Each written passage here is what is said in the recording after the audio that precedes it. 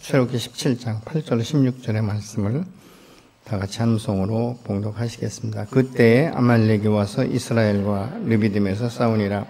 모세가 여호수아에게 이르되 우리를 위하여 사람들을 택하여 나아가서 아말렉과 싸우라. 내일 내가 하나님의 지팡이를 손에 잡고 산 꼭대기에 서리라. 여호수아가 모세의 말대로 행하여 아말렉과 싸우고 모세와 아론과 훌은 산 꼭대기에 올라가서 모세가 손을 들면 이스라엘이 이기고 손을 내리면 아말렉이 이기더니 모세의 팔이 피곤함에 그들이 돌을 가져다가 모세 아래에 놓아 그가 그 위에 앉게 하고 아론과 훌이 한 사람은 이쪽에서 한 사람은 저쪽에서 모세의 손을 붙들어 올렸더니 그 손이 해가 지도록 내려오지 아니한지라. 여호수아가 칼날로 아말렉과 그 백성을 쳐서 무찌르니라. 여호와께서 모세에게 이르시되 이것을 책에 기록하여 기념하게 하고 여호수아의 귀에 외워 들리라. 내가 아말렉을 없이 하여 천하에서 기억도 못하게 하리라. 모세가 제단을 쌓고 그 이름을 여호와 니시라 하고 이르되 여호와께서 맹세하시기를 여호와가 아말렉과 더불어 대대로 싸우리라 하셨다 하였더라. 아멘. 우리 신앙생활할 때 우리 외부에서 공격하는 이 대상들은요, 대개 보면 하나님을 전혀 두려워하지 않습니다. 하나님에 대해서 기억하지도 않는 것이죠. 하나님이 어디 계시냐 이렇게 아주 직면하는 사람들도 있는 것들을 우리가 보게 됩니다. 그래서 신명기 25장 17절로 18절은 이렇게 말씀합니다. 당신들이 이집트에서 나오던 길에 아말렉 사람이 당신들에게 한 일을 기억하십시오. 그들은 당신이 피곤하고 지쳤을 때 길에서 당신들을 만나 당신들 뒤에 처진 사람들을 모조리 쳐 죽였습니다. 그들은 하나님을 두려워할 줄 모르는 자들입니다. 이렇게 말하고 있거든요. 이게 무엇입니까? 사단의 역사와 같지 않습니까? 사단은 우리를 공격할 때 가장 연약한 부분부터 공격을 해요. 내 연약함을요, 기가 막히게 아는 것이 사단이에요. 그래서 우리의 그 연약한 틈을 자꾸 갈구거든요. 그래서 내 자신의 이 신앙 자체가 자꾸 넘어지게 하는 이런 웃지 못할 일들을 갖고 있는 것들을 우리가 보게 되는 것이죠. 예를 들어서 우리가 늘 깨어서 영적으로 충만하고 하나님 관계가 친밀해지면요, 분별력이 생겨요. 그렇기 때문에 어둠의 것들이 와서 나를 건드리면 바로 우리가 예수의 이름으로 결박해서 그것을 떠나보낼 수 있는, 내가 예수의 이름으로 명하노니 너는 떠나갈지어다 이렇게 하고, 아니면 우리가 게으르고 나태했던 이 영역들을 다시 한번 추슬러서 주님 앞에 무릎을 꿇고 기도하고 하나님의 말씀을 계속적으로 묵상하는 이 훈련이 되어지면 어둠의 것들이 왔다가 그 빈 틈으로 들어온 것 같지만 결국은 무엇입니까? 성령의 역사심으로 말미암아 한 길로 갔다 열 길로 떠나는 이런 역사들이 일어나게 되는 것이에요. 그런데 이 분별력이 없어지면 어떻습니까? 그것을 그대로 받아들이는 거예요. 그래, 좀 더 자자, 좀 더 눕자, 좀 더 쉬자 이렇게 돼버리는 거예요. 그래서 여러분, 우리의 그 삶 가운데 사실은 이럴 때 우리가 어떻게 해야 되는가? 깨어 있어야 되는 것이죠. 여러분, 이 사람이 자꾸 느슨해지고 게을러지면요, 어떤 결과가 가져오는지 아십니까? 말씀의 권위를 잘 두려고 하지 않아요. 그 말씀을 경홀히 여기거나 말씀 앞에 순종하지 않을 때 아주 이 사단이 공격해서 하나님과 거리를 자꾸 벌려놓는 이런 결과를 가져오게 된다는 것이죠. 아말렉은 하나님을 두려워하지 않는다라고 말하는데 그 흐름이 어디에서부터 올라오는지 아십니까? 에서의 삶의 태도에서부터 오는 거예요. 에서는 장자였어요. 이 장자의 직분은요, 어떻습니까? 이 아비의 기업을 상속받는 자예요. 하나님의 축복을 상속받는 자란 말이죠. 그런데 에서는 사냥을 너무 좋아했어요. 그러니까 얼마나 사냥을 좋아했냐면요, 그냥 이 막 산에 가서 뛰고 뭐 이 짐승을 쫓아다니고 활을 쏘고 짐승을 잡는 것을 너무 기뻐하다 보니까 하나님 앞에 설 시간이 별로 없는 거예요. 그러니까 육체적인 이것이 에너지가 소모가 되니까 하루는 거의 탈진하다시피 해서 집에 들어왔는데 그 동생 야곱이 야, 나 배고파 죽겠으니까 나에게 팥죽을 달라고 하니까 얼마나 또 교묘하게 말합니까? 형, 내가 팥죽은 얼마든지 줄 수 있는데 거저는 안 돼. 형이 가지고 있는 장자의 직분을 나한테 넘겨. 그러면 내가 줄게.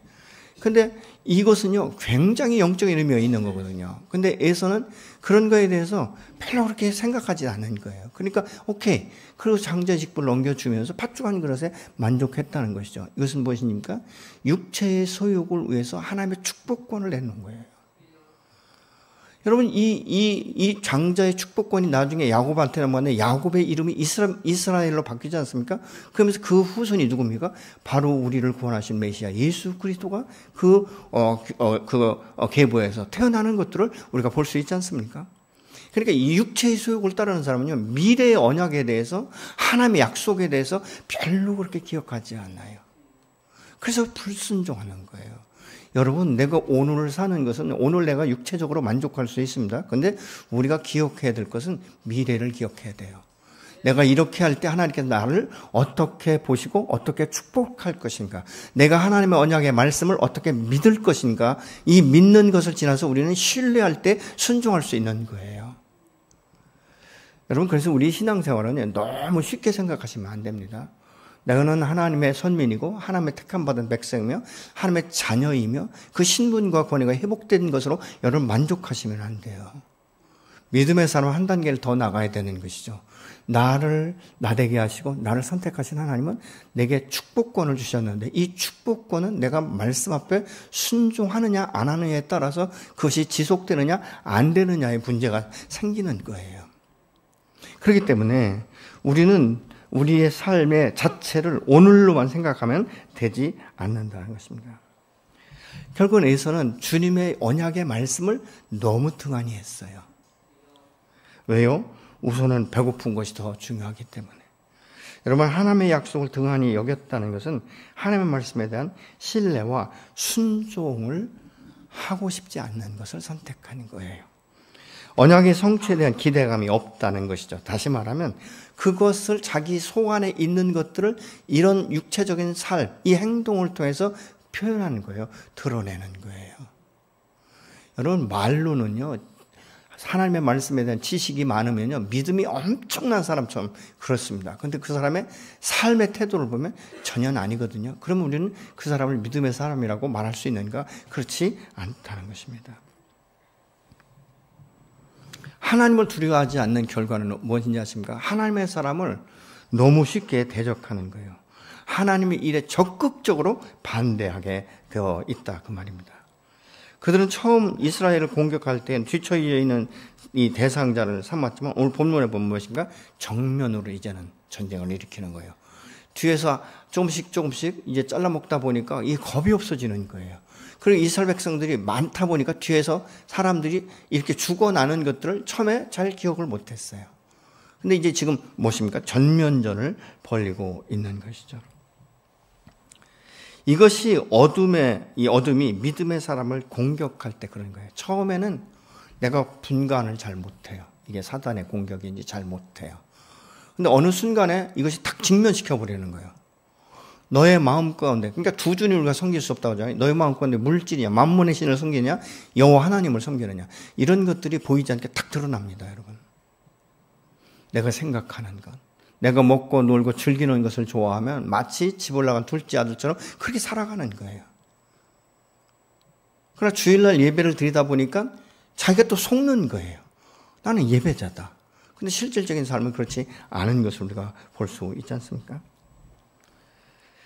그래서 우리는 때로 자신의 신앙생활에 대해서 점검할 필요가 있는 거예요. 나의 우선순위는, 나의 가치관은 어디에 있는가? 나는 무엇을 위해서 살고 있는가를 우리가 봐야 되는데, 점검할 때 몇 가지 상태를 점검할 수 있죠. 나는 어떤 예배자인가? 내가 하나님 앞에 예배를 드릴 때 신령과 진정으로 예배 드리고 집중하고 있는가? 내가 말씀을 들을 때 내 안에 죄악이 드러날 때 난 즉시 회개하고 있는가? 아니면 타협하고 있는가? 나는 말씀에 귀를 기울이고 있는가? 근데 말씀에 귀를 기울이는 것은 순종을 전제로 하지 않습니까? 여러분, 기도도요, 내 기도에 응답을 전제로 하는 것이 아니라 이 기도를 통해서 하나님이 내게 어떻게 말씀하시는가가 전제되어야 돼요. 이게 반대가 되어야 되는 거예요. 주여, 내가 이렇게 말씀을 드렸습니다. 그런데 주님, 내 뜻이 아니라 아버지의 뜻이 무엇인지를 제게 가르쳐 주십시오. 이렇게 기도의 결말을 내야 되는 거예요. 왜요? 내가 기도한 것은 때로는 내 육체의 소욕을 위해서, 탐진과 탐욕에 의해서 기도할 수 있어요. 그러나 하나님의 뜻은 그게 아닌 거예요. 하나님이 내게 물질을 주실 때 이 물질을 통해서 어디에 어떻게 사용되기를 원하는가를 우리가 또 들을 수 있어야 되는 것이고, 순종을 통해서 하나님이 어떤 역사를 일으키는가를 우리가 볼 수 있어야 되는 줄로 믿습니다. 나는 하나님의 언약에 대한 기대감은 얼마나 있는가? 또 나는 주님과 밀착한 관계인가, 아니면 거리를 두고 따라다니고 있는가? 여러분, 우리가 신앙생활은요, 거리를 두면 안 됩니다. 아말렉이 공격하는 게 뭐죠? 뒤떨어진 사람들이에요. 근데 이 거리를 둔다, 멀찍이 떨어진다, 이것은요, 굉장히 편할 수는 있지만요, 늘 사단의 공격을 받는 아주 사단의 밥이 될 수 있는 거예요.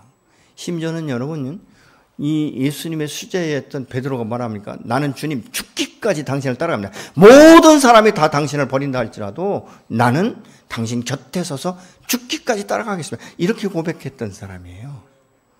그런데 예수님이 잡히던 날 밤은 전혀 다른 모습을 보이는 것을 우리가 봅니다. 마가복음 14장 54절은 이렇게 말합니다. 베드로는 멀찍이 떨어져서 이 대제사장의 집 마당에까지 들어갔다. 그는 하인들과 함께 앉아 불을 쬐고 있었다. 한참 불을 쬐고 있는데요, 어떤 하인이 굉장히 집중해서 베드로를 보는 거예요. 근데 갑자기 이렇게 베드로에게 찔릅니다. 너 예수 따라다니는 사람 같은데? 아예 아니라고 그래요. 그러니까 또 한참 있다가 다른 사람이 말하는 거예요. 너 그 당이잖아. 그러니까 베드로가요, 막 당황되기 시작하는 거예요. 그러면서 말을 합니다. 나는 너희들이 무슨 말 하는지 난 도대체 이해가 되지 않아. 그 사람이 누군데? 나와 무슨 상관인데? 이렇게 말을 해요. 근데 나중에 가서는 어떻게 말하는지 아십니까? 71절에는 이렇게 말합니다. 그러나 베드로는 저주하고 맹세하여 말하였다. 나는 당신들이 말한 그 사람을 알지 못하오. 이렇게 말하는 거예요. 아니, 어떻게 예수님의 수제자였던, 죽기까지 따라가겠다라고 말했던 베드로가 어떻게 그 한날 밤에 이렇게 저주하고 맹세하고 부인할 수 있는가? 뭐예요? 멀찍이 따라다녔기 때문에. 주님과의 관계가 멀어지면 여러분, 우리는 어둠의 밥이에요. 우리가 예수 믿고 거듭났다고 해서 나의 옛사람의 정서가 완전히 없어진 게 아니에요. 갈라디아 2장 20절 말씀처럼 예수와 함께 십자가에 죽고, 고린도후서 5장 17절에 새 사람이 되었다. 그렇지만 새 사람이 된 것은 주님께서 인정하시는 거예요. 그런데 나의 삶은 여전히 어떤 것입니까? 아까도 말씀드렸지만 옛사람의 정서를 따라가는 것이 편하다는 것이죠. 그래서 이것을 고치려면요, 부단한 이 노력, 인내, 그리고 많은 시간을 투자해야 돼요. 여러분, 우리가 손 꽉지 하나 끼는 것도요, 이게 습관대로 끼어집니다. 여러분 한번 손 꽉 끼워보세요. 무의식적에 탁 끼면요, 이게 습관이 된 거예요. 근데 이걸 반대로 끼워보세요. 아주 힘듭니다. 이게 불편하고 부자연스러워요. 우리의 삶의 습관은 하루아침에 변화되지 않습니다. 그렇기 때문에 날마다 주님 곁에서 주님과 함께 동행하고 주님을 찾고 갈급한 마음으로 나가야 되는 것이죠. 그래서 깨어 있어야 되는 것입니다. 그래서 우리의 육체의 소유욕과 이 영적인 이 부분은 항상 갈등을 일으킨다라고 말하고 있습니다. 갈라디아 5장 17절을 보시겠습니다. 육체의 소유욕은 성령을 거스리고 성령은 육체를 거스리나니 이 둘이 서로 대적하므로 너희가 원하는 것을 하지 못하게 하려 함이다. 항상 부딪히는 거예요. 믿음을 지킬 것인가? 그 믿음을 지키면서 내가 이 세상 가운데 과연 남 부럽지 않는 삶을 살 수 있겠는가? 이런 것들이 갈등의 요소가 되는 거예요. 근데 여러분, 이 갈등이 없다는 것은 문제가 있는 거예요. 우리는 당연히 갈등이 있는 거예요. 왜요? 이 세상 살아갈 때 이 세상을 살아가는 이것은 현실이잖아요. 근데 믿음의 주의 온전케 하신 이인 예수를 바라볼 때 내가 육체의 소욕을 성령을 통해서 다스릴 수 있는 거예요. 다스리는 것. 없어지는 것이 아니라 다스릴 수 있어야 되는 거예요. 우리가 하나님의 말씀을 따라 살려고 할 때 사단은요, 내 옛 습관을 자꾸 통해서 공격하는 거예요. 너 그렇게 하면 살 수 있겠니? 야, 지금 이 세상이 얼마나 각박한 세상인데 너 그렇게 하나님 말씀대로 순종하면서 어떻게 그렇게 살려고, 이렇게 우리를 자꾸 이분화시켜버리는 이런 것들을 우리가 보게 되는 것이죠. 그래서 때로 내가 지금 진리의 말씀 앞에 하나님을 따라가고 있는가? 나는 곁길로 가고 있는가? 여러분 화살이 활시위에서 떠날 때 그 간극은요 굉장히 미세해요. 확 벌어진 게 아니라고요. 여러분 우리 그 형제님들은 군대 가보신 분들은 사격할 때 여러분 이 가늠자 조절하고 할 때 어떻습니까? 처음부터 확 어긋나는데 절대 쏘지 않아요. 조금 빗나가는 거예요. 근데 이것이 거리가 멀어지면 멀어질수록 그 간극이 넓어지는 거죠. 여러분 우리의 삶이 그런 거예요. 우리의 믿음이 그런 것입니다. 처음에 출발은 비슷한 것 같지만 그 결과는 전혀 다른 모습들을 우리가 볼 수 있게 되는 것이죠. 여러분 하나님의 말씀하신 그 진리의 길을 내가 따라가지 않으면서 내가 하나님의 축복을 받기를 원하는가? 여러분 어떻게 생각하십니까? 자녀들이 부모의 말을 전혀 듣지 않으면서 자기의 요구를 계속적으로 요구할 때 여러분 기분이 어떠십니까? 자녀의 요구를 다 들어주십니까? 우리는 육체적으로는 이해를 하고 있지만 영적인 부분에서는요 이렇게 살아가는 사람들이 너무 많습니다. 하나님의 말씀은 전혀 순종하지 않고 필요는 날마다 때를 따라 공급하시는 여호와 앞에 마치 만나와 매출하기를 요구하는 것처럼 그렇게 기도하고 있지는 않는가. 여러분 우리가 주님의 말씀을 따르고 순종하지 않으면요 우리는 우리의 인생은요 밑 빠진 독과 같아요. 구멍난 전대와 같단 말이죠. 아무리 집어넣어도 처음에는 거기에 차오르는 것 같지만 어느 순간 싹 빠져버리는 거예요. 나는 어떤 삶을 살고 있는가 한번 봐야 되는 것이죠. 또 우리가 신앙생활을 제대로 하려면요 영적 공격은 어쩔 수 없이 있는 거예요. 그래서 그것이 더 우리를 주님 앞에 더 예민하게 설 수 있는 또 기회가 되는 거예요. 그러니까 사도 바울 같은 경우도 자기 육체에 가시가 있었다고 하는데 그 가시가 정확하게 뭔지는 말씀하지 않습니다만은 그 가시로 인하여서 자기가 더 경건한 삶을 살게 된 것이고 주님과 더 친밀한 삶을 살게 되는 것들을 우리가 알 수 있게 되는 것이죠. 그러면 전쟁을 어떻게 해야 되는가?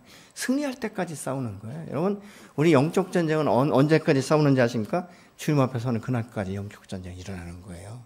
지속적으로 싸우는 거예요. 근데 제가 경험한 바에 의하면 한 번, 두 번 싸우다 보면요 이게 자꾸 예민해져요. 그리고 담대해져요. 어둠의 영을 완전하게 예수의 이름으로 제압할 수 있다는 것이죠. 뭐 귀신을 내어 쫓는 것은요 특별한 사람이 아니에요. 예수의 이름 때문에 나가는 것이지 그 사람이 무슨 기도를 많이 했기 때문에 영험하기 때문에 능력이 있기 때문에 아니에요. 능력은 누가 주십니까? 여호와 하나님께서 주시는 거예요. 뭘 통해서? 성령을 통해서. 9절에 보니까 모세가 여호수아에게 이르되 우리를 위하여 사람들을 택하여 나가서 아말렉과 싸우라. 내일 내가 하나님의 지팡이를 손에 잡고 산꼭대기에 올라가라. 이렇게 말하고 있거든요. 지금 모세는 이 아말렉과의 전쟁을 투 트랙으로 나눕니다. 하나는 실질적으로 나가서 전면전을 하고 하나는 하나님의 산에, 그 산에 올라가서 하나님 앞에 간구하는 거예요. 근데 구약 성경에 보면요. 대부분 이런 전쟁이나 어떤 영적 전쟁을 치를 때는요. 하나님 앞에 기도합니다. 기도부터 하고 하나님의 음성을 들어요. 그리고 말씀 앞에 순종하는 것을 보죠. 홍해를 건너는 것도 그렇고. 여러분 이 여호수아가 이 요단을 건널 때도 하나님의 말씀을 듣고 건너지 않습니까? 하나님의 음성을 듣는가. 그래서 기도가 매우 중요한 거예요.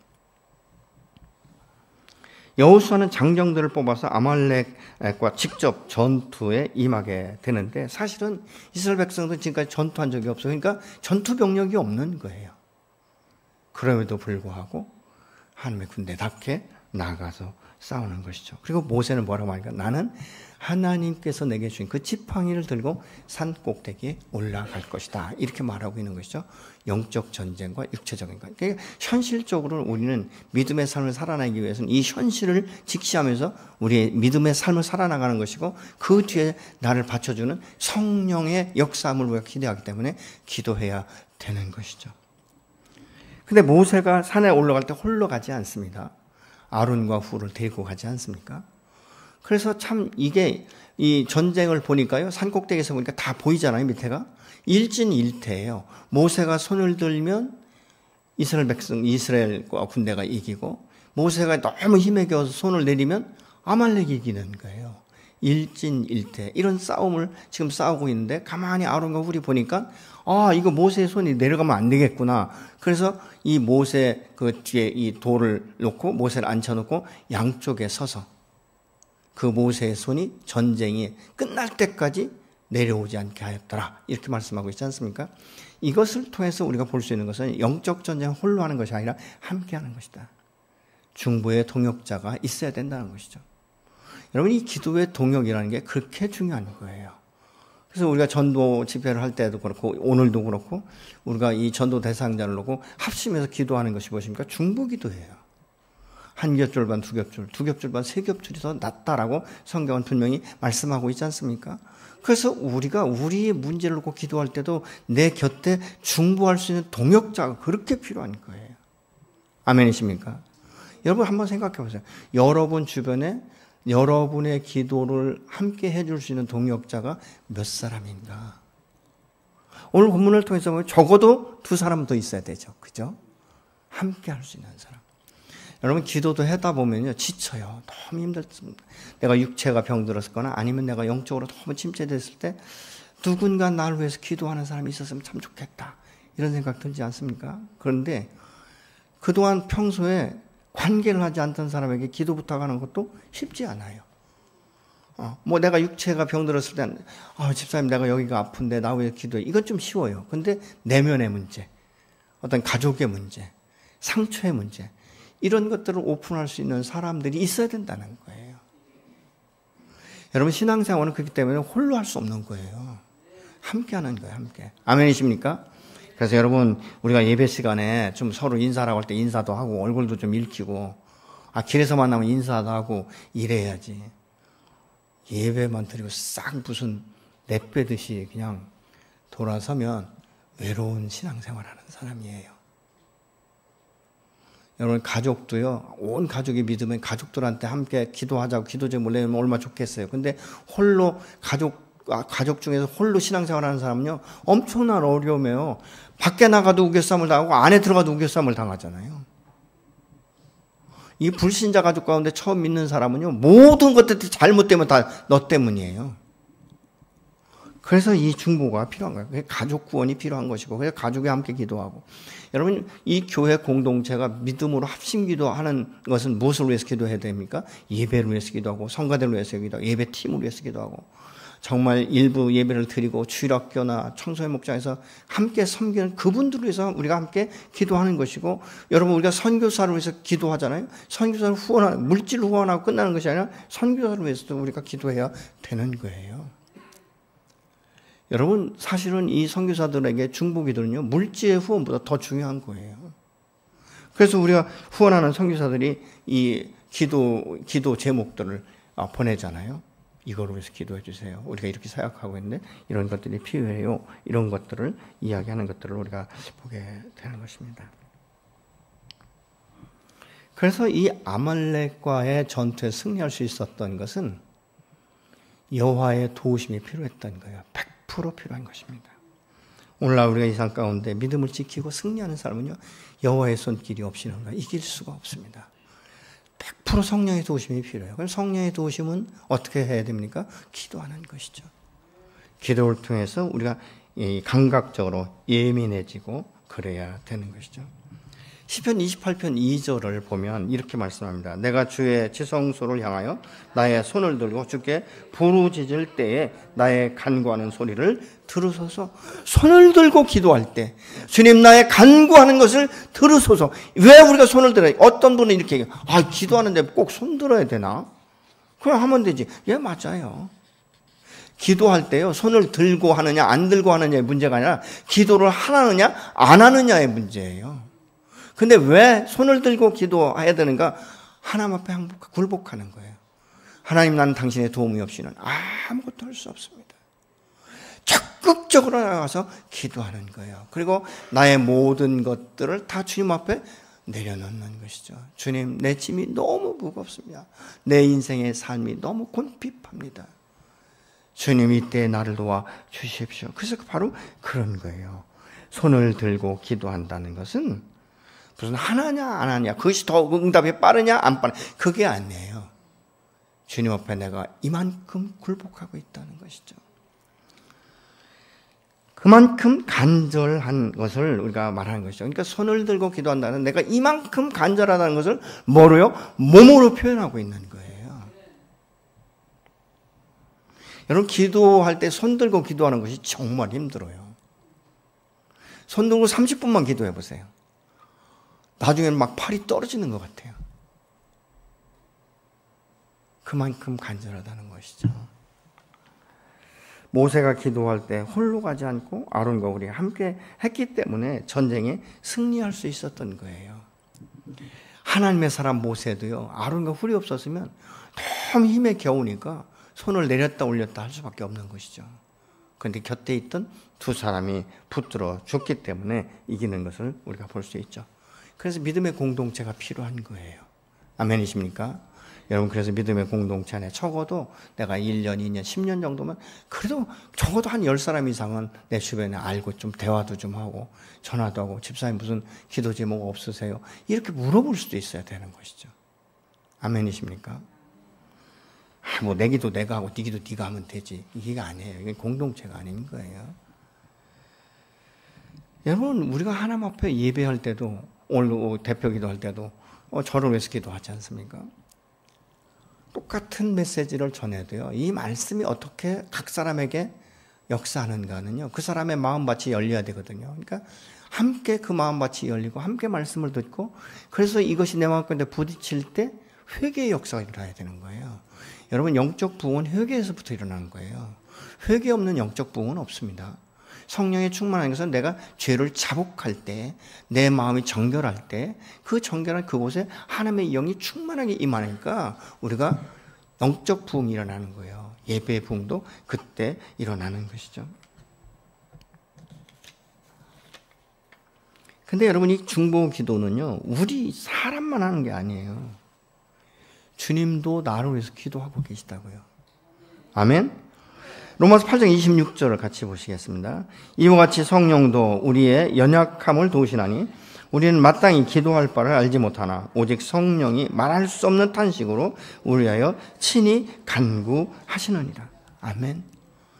내가 너무 지치고 넘어지고 쓰러질 때, 난 기도할 기력조차 없을 때 하나님은 말할 수 없는 탄식으로 나를 위해서 중보한다 라고 말씀하고 있지 않습니까? 우리의 유일한 중보자는 누구십니까? 예수 그리스도. 이 땅에 오셔서 나의 죄를 사하시고 부활 승천하셔서 하늘 우편에 계셔서 우리를 기억하시고 우리를 바라보시면서 지금도 내가 기도하지 못하고 쓰러지고 엎드러질 때 말할 수 없는 탄식으로 저와 여러분을 위해서 기도하고 계신 줄로 믿으시기 바랍니다. 이 아말렉과의 전쟁에서 승리하신 여호와께서 이 일을 책에 기록하라고 말씀하고 있어요. 14절을 같이 보시겠습니다. 그때에 주님께서 모세에게 말씀하셨다. 너는 오늘의 승리를 책에 기록하여 사람들이 잊지 않도록 하고 여호수아에게는 내가 아말렉을 이 세상에서 완전히 없애서 아무도 아말렉을 기억하지 못하게 하겠다고 한 나의 결심을 알려주어라. 지금 여호와께서는요, 이 다음 모세 후계자인 이 여호수아에게 이것을 특별히 알리라고 말하고 있는 거예요. 이게 무슨 얘기인지 아십니까? 앞으로 너희는 이런 전쟁이 수없이 일어날 것인데 그때마다 너희가 기억할 것은 오늘 너희를 도운 이 전쟁에 승리케 하신 이가 여호와이신 것을 기억하게 하라는 거예요. 그래서 우리가 오늘날 이 땅 가운데 살면서 영적 전쟁에 능할 수 있는 것은 오늘 또 나를 도우시는 성령의 그 역사심, 나를 나되게 하신 하나님, 나를 구원하신 하나님, 그 하나님께서 나를 도우시기 때문에 반드시 승리한다는 이런 결단을 여러분이 가지시기 바랍니다. 우리가 영적 전쟁할 때 승리는 이미 내 것이 되는 거예요. 그런데 저절로 오는 것이 아니라 그래도 너가 기도해야 된다라고 말씀하셨던 하나님의 말씀처럼 기도할 때 이런 역사가 저 여러분 안에서 일어나게 될 줄로 믿습니다. 여호와를 앙망하는 자는 어떻습니까? 낙심하고 좌절하는 자가 아니에요. 독수리의 날개치도 올라갈 수 있는 힘과 능력을 주신다고 이사야서는 말씀하고 있지 않습니까? 내게 능력 주신 그 하나님이 계시기 때문에 나의 그 뒤에 있는 아주 이 뒷백이 되기 때문에 우리가 오늘 또 일어나 승리하게 되는 줄로 믿으시기 바랍니다. 여러분, 나약한 마음을 갖지 마세요. 우리가 인간적으로 나약할 수 있어요. 육체적으로 나약할 수 있습니다. 그러나 내게 힘을 주시고 내게 능력을 주시고 내 육체를 소성케 하시는 이는 사신 여호와, 전능하신 여호와, 나를 창조하신 여호와, 그분이 오늘 또 내 아버지가 되시고 내 편이 되신다는 사실을 기억한다면 승리하게 될 줄로 믿습니다. 대적을 두려워하지 말라는 거예요. 아멘. 주님이 뭐라고 하니까 내니 두려워하지 말라 이렇게 말씀하고 있지 않습니까? 근데 이곳에 제단을 쌓고 모세가 이렇게 말합니다. 여호와 니스의 하나님을 찬양하잖아요. 이 니스라는 것은 승리의 깃발이에요. 여호와는 나의 승리의 깃발이 되신다.